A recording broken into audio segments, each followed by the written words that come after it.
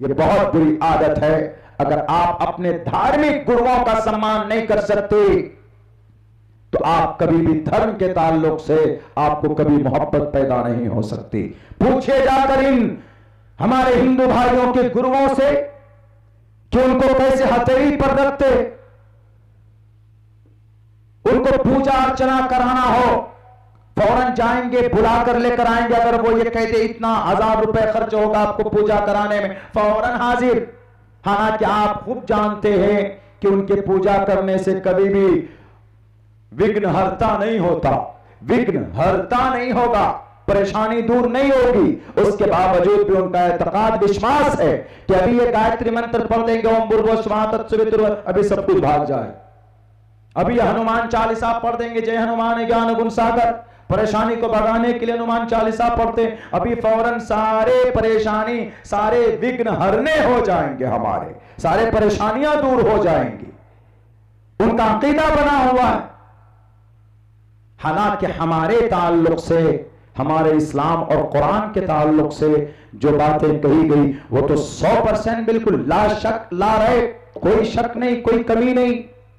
उसके बावजूद भी हम उलमा को रौंदते हैं, अपने बच्चों को तालीम नहीं देते हैं।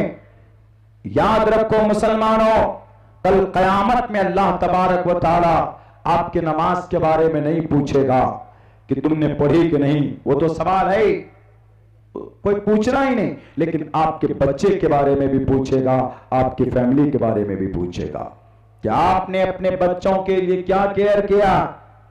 कुल्लुकुम राइन व कुल्लुकुम मसऊलुन अन रइयतिही, प्रशस्ता धार्मिकी विदिति यस्य सामास्मगमः। खुश नसीब है वह इंसान जिसके माँ बाप धार्मिक होते हैं, जिसके माँ बाप शरीयत से जुड़े होते हैं, अपने बच्चों को तालीम देते हैं, एजुकेशन देते हैं। आज हमारा नौजवान क्यों गलत रास्ते पर जा रहा है? हमारे यहाँ इलाके में अभी कल की परसों की तारीख में एक बच्चे का मर्डर हुआ, बहुत बुरी तरीके से उसको मारा गया। मारने वाला कौन? बाहर का कोई डाकू नहीं होगा, मारने वाला हमारा और वहां का बच्चा होगा, मारने वाला आसपास का कोई होगा। क्या किसी की पैसों की कीमत, किसी की जान की कीमत से बढ़कर है? उसके बच्चे बेवा, उसकी बीवी बेवा हो गई, उसके बच्चे यतीम हो गए, उसके माँ बाप हेल्पलेस हो गए। जरा पूछो उन कातिलों से, उन मर्डरों से कि तुमने उनके साथ ये हरकत की। वो अनपढ़ और जिहालत की बुनियाद पर उन्होंने ये हरकत की। उन्हें पता नहीं कि अगर कोई किसी का कत्ल करता है तो अल्लाह तबारक व तआला कुरान में बयान करता है उसने पूरी दुनिया की इंसानियत का कत्ल कर दिया।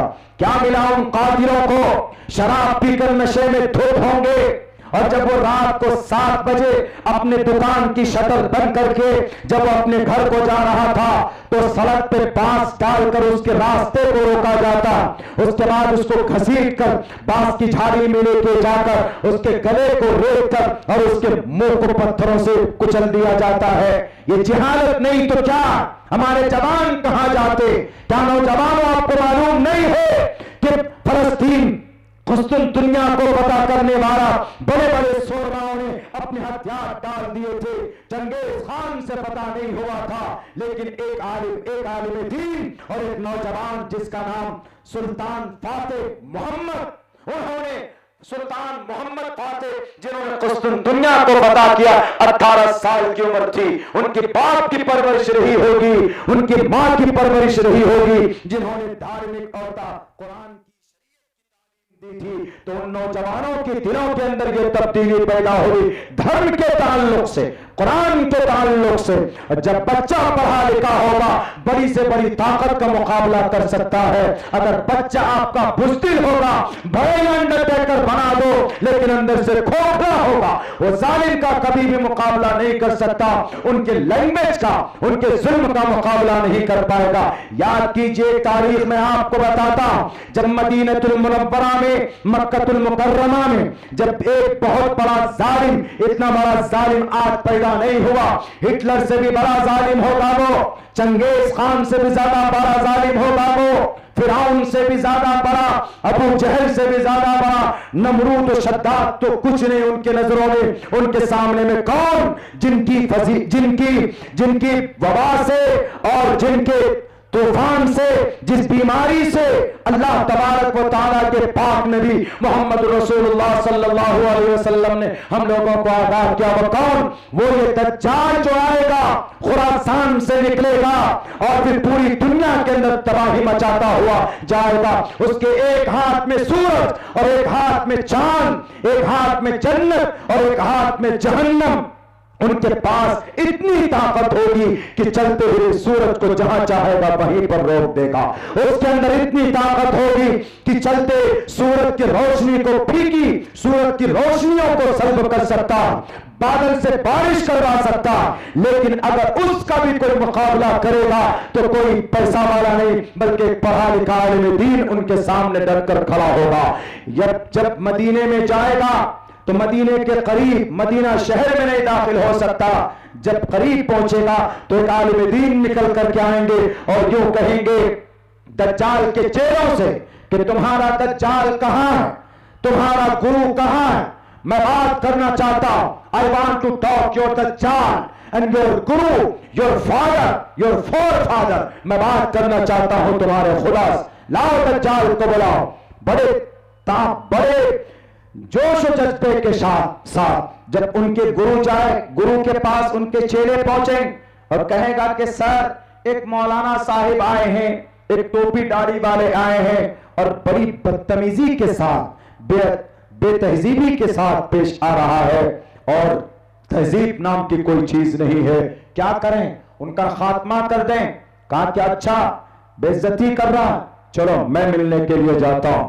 जब वो करीब निकल कर आएगा तो उनके माथे पर लिखा हुआ देखेगा काफारा, लिखा हुआ देखकर कहेगा कि ये कौन, कहेगा कि यही हमारे गुरु, हमारे खुदा। जैसे आजकल कोई नेता बन जाता है उसके तल्ले चाटते हैं हम, पैसों की वजह से, ताकत की वजह से। याद रखो इन नेताओं ने इस देश के माइनॉरिटीज की कमर तोड़ी। मैं नेताओं के सामने भी बोलता हूं और बोलूंगा, आपका मुहाफिज, आपका सच्चा रहबर रहनुमा और सच्चा आपका साथी अल्लाह है। उसके बाद इस जमीन पर कोई पवित्र जमात है तो उलमाए किराम की जमात है जो आपको सही रहबरी, सही रहनुमाई कर सकता, वरना कोई नेता नहीं होगा। सबको अपनी कुर्सियां पड़ी हुई, सबको जाना अब्दुल्ला सालिम का इस्तेमाल होगा तो अभी कर लिया जाएगा। क्यों? गद्दी चाहिए। गद्दी मिल जाने के बाद कौन है अब्दुल्ला सालिम नहीं जानते। जब अब्दुल्ला सालिम के हाथ में हथकड़ी लगेगी तो सबसे पहले वही पार्टी अनाउंसमेंट करती, हमारा तो अब्दुल्ला सालिम साहब से कोई लेना देना नहीं। अपराध साजी खत्म हो चुकी। इन क़यादत करने वाली लीडरों के ऊपर विश्वास नहीं किया जा सकता। आप बीजेपी को गाली देते, किसी बातिल फिरका परस्त तंजीम को गाली देते, अपराध साजी उनके अंदर है। गुस्ताख रसूल को गाली देने वाली वो नुपुर शर्मा, पार्टी चाहती तो ये कह सकती थी कि हमने नुपुर शर्मा से अपना हाथ धो लिया, बहुत पहले पार्टी से निकाल दिया था, लेकिन नहीं, पूरा ताम झाम उनके साथ खड़ा, पूरी पार्टी उनके साथ खड़ी, पूरी तंजीम उनके साथ खड़ी। ये होती है अफराद साजी, ये होती है कंबाइंड यूनाइटेड स्टेट। जानते हुए भी कि वो मुजरिम, उसके बावजूद भी तबरेज अंसारी के कातिल को जब जेल से रिहा किया जाता है तो उसको हार से सम्मान किया जाता है। यह है अफराद साजी जो हम में नहीं। तो जालिम दज्जाल के सामने आलिम दीन खड़ा होकर कहेगा कि तुम दज्जाल हो। क्यों? तुम्हारे लिए पेशीन गोई हमारे नबी ने की है, तुम्हारे माथे पर ये लिखी हुई ये चीज दलील। उन्होंने कहा अच्छा तुमको डर नहीं लगता? कहा किस बात का डर? आलिम दीन है, पढ़ा लिखा है। तो फौरन कहेगा अच्छा नहीं मानोगे तो मेरी बेइज्जती करोगे। गुस्से में आकर ऐसे उसको पकड़ कर ऐसे बीच से ऐसे इस तरफ पकड़कर एक तरफ इस हाथ को पकड़कर ऐसे चीर कर तोड़ कर मरोड़ कर उसकी बॉडी के 2 टुकड़े करके दोनों तरफ ऐसे फेंक देगा लोगों के सामने और कहेगा कि देखो मैंने इसका क्या हश्र किया। पढ़ा लिखा आलिम दीन था, सामने झुका नहीं, अपनी जान की कुर्बानी पेश की। उसके बाद कहेंगे लोग, अच्छा आप तो खुदा हैं। लोगों से कहेगा कि क्या चाहते हो तुम लोग, व्हाट डू यू वांट, मुझसे क्या चाहते हो। वो लोग कहेंगे अच्छा इसको जिंदा कीजिए, तो कहा कि बिल्कुल चुटकियों में इशारे की बात अभी कर देता हूं, मिनटों सेकंडों में फौरन उसकी बॉडी को जोड़कर अल्लाह के हुक्म से होगा। लेकिन ये पावर, ये ताकत उसको दी होगी क्योंकि आजमाइश होगी, ईमान की आजमाइश, एक ट्रेनिंग वहां पर, क्वालिटी एंट्रेंस एग्जाम। कौन मुसलमान पास होता है, कौन मुसलमान पास होता है, तो वहां पर उसका मुकाबला कोई करेगा तो एक आलिम दीन करेगा। जब उनका ढांचा बनकर तैयार हो जाएगा, पूरी बॉडी जुड़कर खड़ी हो जाएगी, खड़े होकर वो कहेंगे कि अब मुझे यकीन हो गया कि यकीनन 100% तुम ही दज्जाल हो, तुम ही दज्जाल। कहेगा कि तुमको डर नहीं लगता, अभी तो तुम्हारा कत्ल किया था, अभी तुमको दोबारा जिंदगी दी, तुमको तो गुलामी करनी चाहिए।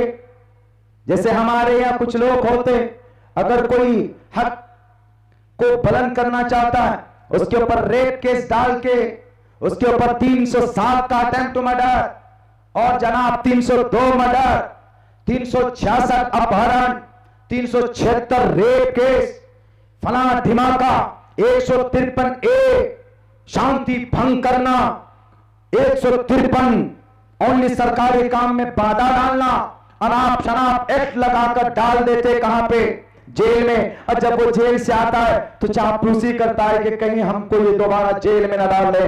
लेकिन वो आलिम दीन सामने कहेगा कि अब मुझे यकीन हो गया, अभी तक तो शक था कि तुम दज्जाल हो, लेकिन अब यकीन हो गया कि तुम ही दज्जाल हो, 100 बार कहूंगा, क्योंकि हमारे नबी ने पेशीन गोई की थी और मैं बड़ा खुश हूं। क्यों?